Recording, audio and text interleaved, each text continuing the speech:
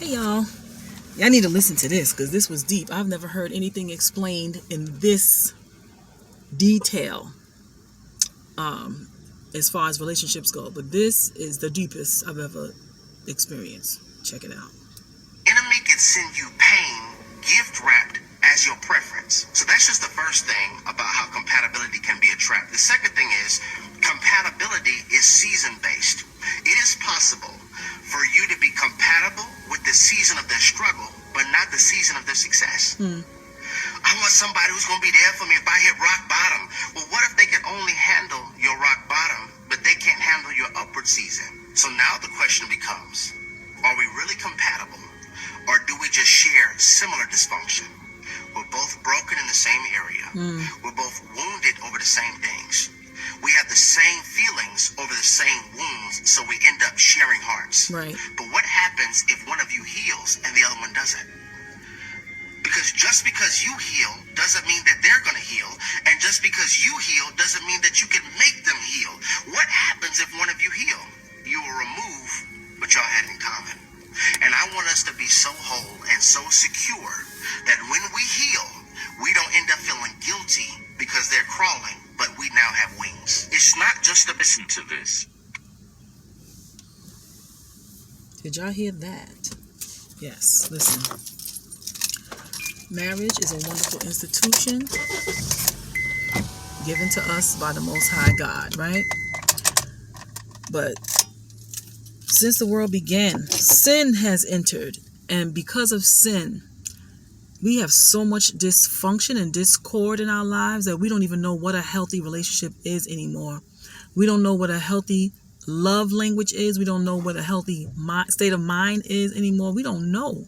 So it's like grown people are babies learning all over again.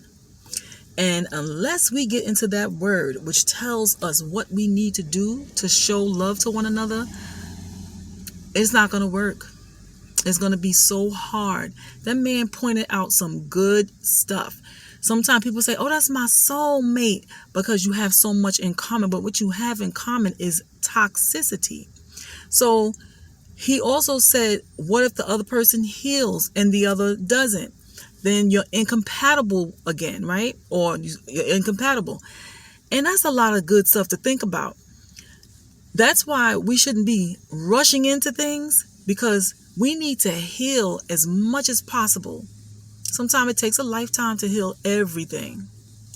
But we need to heal as much as possible before we even leap into a love affair, a marriage. That's what I'm referring to, not sex, a marriage. We have so many scars. I think a lot of us have scars that we don't even recognize because so much stuff is going on in this world. We've been lied to. We have all this abuse in the family, in the homes, whether it be drugs, alcohol, molestation, rape, physical abuse, mental abuse, spiritual dysfunction. We are messed up.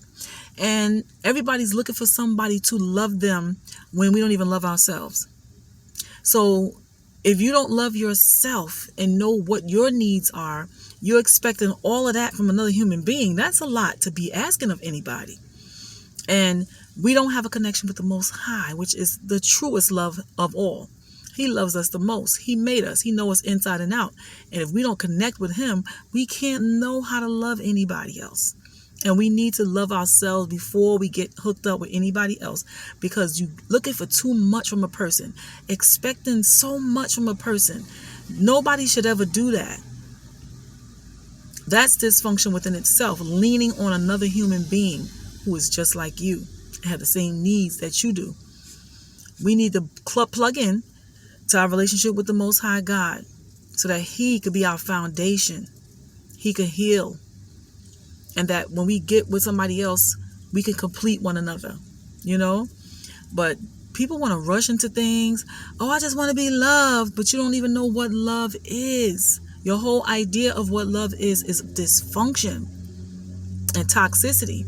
And I am not saying don't get married. I would never tell anybody that. That's God's way. He wants us to marry, right? That's how we're going to procreate and make children. Family is so important to the Most High God.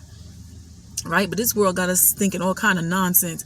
I'm going to have me a baby without a man because I can't find me a man. I don't hear men talking like that. They may, but men don't talk nonsense like that. Let me go and impregnate this girl just because I want a baby. Now, there's been men who did that because they wanted to trap that particular woman because they're obsessive. That's not love either. They have the obsessive behavior where they wanted to keep her in their lives. So yeah, they go and impregnate a woman. But overall, I have never heard a man say, oh, my biological clock is ticking. I'm just going to go make me a baby anyway. You know what? I'm going to find me a surrogate and have her carry my baby from my seed, from my sperm, and then I'm going to take that baby and raise it by itself. Men don't be thinking stupidly like that, ladies. We be bugging. We be bugging. Every child deserves both parents. So to go out here recklessly having a child because you feel like the child is going to fill a void, you're empty and broken. So your child is going to in turn be empty and broken because they don't have two parents and you're messed up. So that's never the solution. Never. I'm not going to keep you long. I am done, family. Peace, love, and blessings.